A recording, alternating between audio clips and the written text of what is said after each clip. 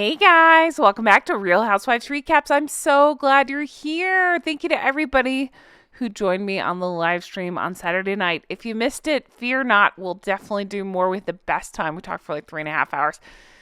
But there was a section we got into that I thought was pretty good. I thought I'd clip it in case you didn't want to watch the whole recap. You just want to see the highlights. We get into a conversation here about Charles's birthday, of course, coming up Tuesday. Happy birthday, King Charles, 75th. We get into, I've been through them and the not attending of it all, but we get into what I think's going on behind the scenes, of course, why they're putting it out there for attention, and we go into a discussion about what Meghan was like the last time she attended Charles's garden party. Remember the infamous tongue out party. So we get into that.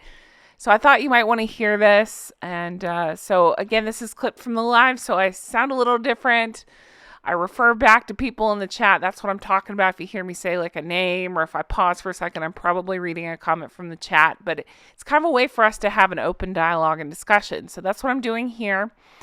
Again, thank you to everybody who attended. If you missed it, I have the whole chat up for you to watch, or you can just watch clips like this. Thank you guys for everything. I can't wait to bring you more videos very soon. Here we go. Let's take a look. Happy birthday, King Charles. Richard Eden, Daily Mail, says, no wonder Harry and Meghan are keeping away from King Charles's 75th birthday. Their presence at the family gathering would feel more like a funeral than a celebration. Okay.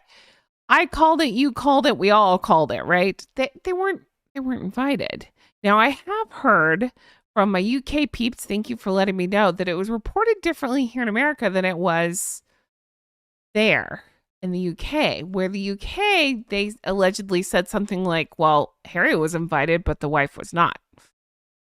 I personally think neither of them should be invited. That's my opinion. I know people get frustrated with Charles because he seems softy on them, and I get it. But I also think, I think he's just moved on. I mean, they've all just moved on.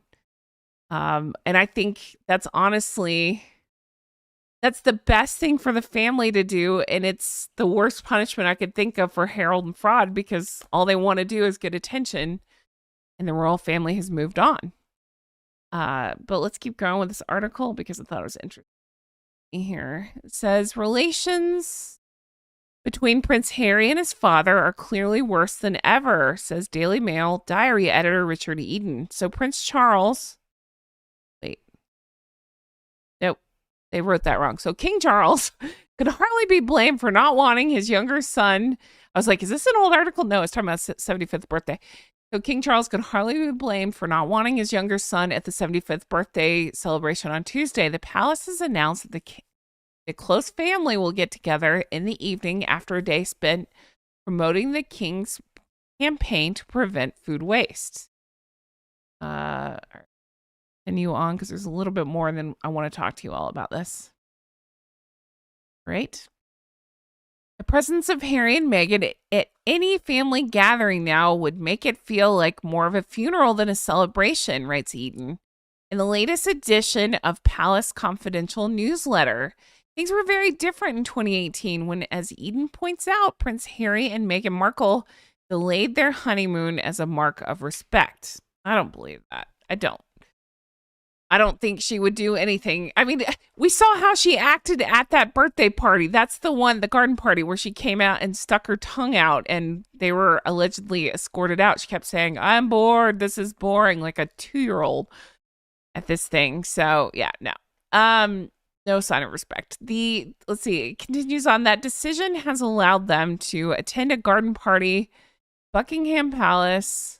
Okay, yeah, that's when he turned 70. The charities and patronage to which he had dedicated his adult life. All right. And then I promise this is the last part of the article, and then I do want to discuss it with you all. It says their delay was seen as a gesture of thanks. I don't think so. It may have at first, but again, they acted the fool when they were there. So I don't think it's this big grand gesture that this guy's thinking it is. Their delay was seen as a gesture of thanks by Meghan to her new father-in-law, who walked her up the aisle at St. George's Chapel. Sigh. When King Charles turns 75 next Tuesday, the Duke, nope, I won't say their titles. Those two asshats will, however, be 5,000 miles away in California.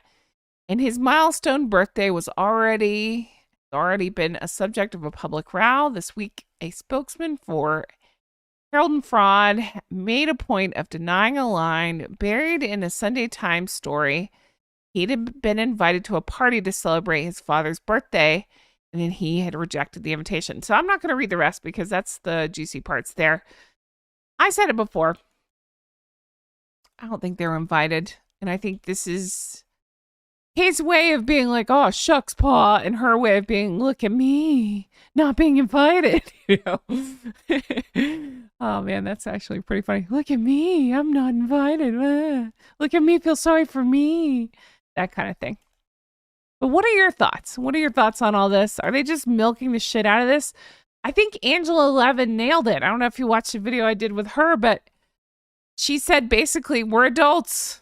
Sometimes we don't get invited to things. You just carry on and you don't go. You don't put out stories about it. But again, welcome to the world of these two. They have to make themselves the victims of everything.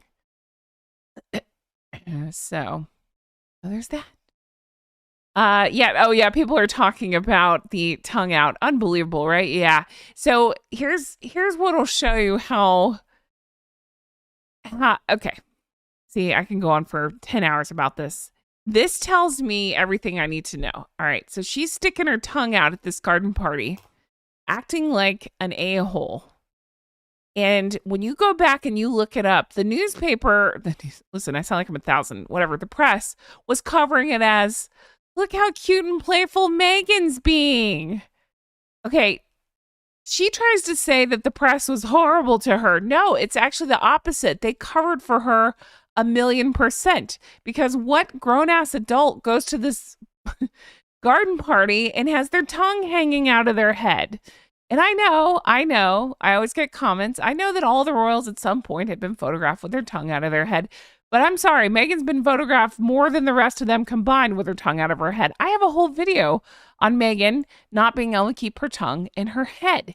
So I think she thinks it makes her look coquettish, youthful, relatable. I don't think she cares about that, but you know what I mean? I think she thinks that's what's going on.